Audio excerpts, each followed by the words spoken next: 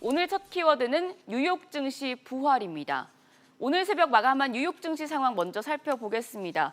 어제 미국이 중국을 환율 조작국으로 지정하면서 요동쳤던 뉴욕 증시가 오늘은 방등에 성공을 하는 모습이었어요. 예, 어저께 미국의 이 중국에 대한 환율 조작국 지정은 미국 뉴욕 증시가 끝난 지 1시간 반 이후에 나왔습니다. 네. 그래서 이 미국의 중국 환율 조작국에 대해 지정에 대한 시장의 반응이 과연 어떨 것인가 밤사이에 뉴욕 증시가 굉장히 주목을 끌었는데요. 네. 일단 뉴욕 증시는 어저께의 하락세에서 벗어나서 상당히 비교적 큰 폭으로 올랐어요. 다우지수 1% 이상 올랐죠. 네. 자, 이 대목을 어떻게 해석할 것인가? 뉴욕 월가의 애널리스트들의 지배적인 분석은 중국이 미국의 환율 조작국 공격에 대해서 항복을 했다. 이렇게 지금 보고 있어요. 네. 중국이 환율 조작국 지정 이후에 인민은행 성명을 통해서 유감이다. 미국은 보호무효주의적인 색채를 그만두라라고 이렇게 강력하게 성토를 했습니다마는 네.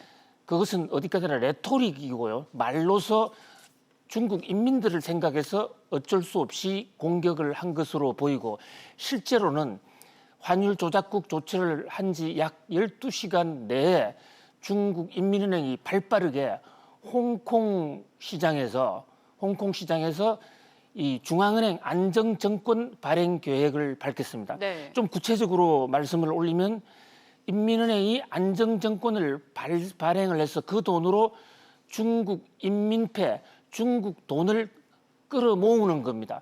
그렇게 되면 홍콩 시장에서 중국의 인민폐의 공급 양이 줄어들어서 네. 공급 양 축소에 의한 가격 상승 효과가 생깁니다. 그러면 중국 인민폐 가치가 상승하거든요. 네.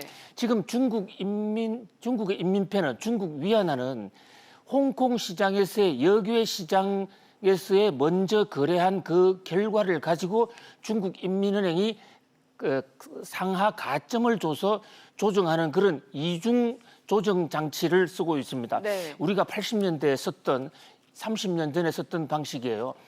그렇기 때문에 홍콩 시장에서 통화를 중국 위안화를 끌어모아서 위안화 가치를 올린다는 것은 앞으로 당분간 중국이 이 환율을 방어하겠다 이런 의지로 받아들여졌거든요. 네. 이것은 뉴욕 월가에서는 미국의 환율 조작국 공격에 대해서 중국이 당초 우려했던 대로 보복 조처를 취한 것이 아니라 수긍하는 조처, 이 1달러당 7엔이 깨진 이른바 포우치에 대해서 조정하겠다는 그런 시장의 시그널을 보인 것이다. 이렇게 볼 수가 있어요. 네.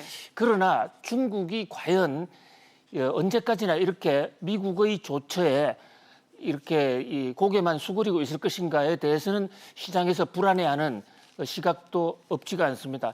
중국이 기습 공격을 당해서 일단은 고개를 숙인 그런 모양새지만은 중국이 미국 농산물에 대한 수입 금지라든지 또는 최악의 경우가 미국 국채를 지금 대거 매각해버리는 것이 미국 월가가 가장 우려하는 최악의 시나리오입니다. 네. 지금 미국 국채라는 것이 미국이 재정 적자 때문에 그 돈을 끌어모은 것인데 그게 최대 지금 채권국이 중국이거든요. 네.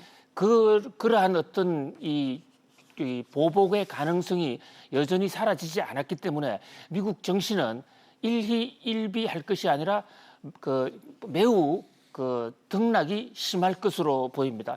그래서 오늘 부활했다고 해서 미국 정시가 완전히 회복된 것도 아니고 좀 떨어졌다고 해서 완전히 폭락한 것도 아니고 그야말로 트럼프 대통령의 오늘 이 트위터 말처럼 미중 무역 전쟁은 하루 이틀에 끝날 전쟁이 아니고 매우 크게 길게 계속될 것으로 보입니다. 깊은 호흡으로 깊은 이 물결로 분석을 해보아야 될 것으로 보입니다. 네, 이어서 두 번째 키워드 살펴보겠습니다.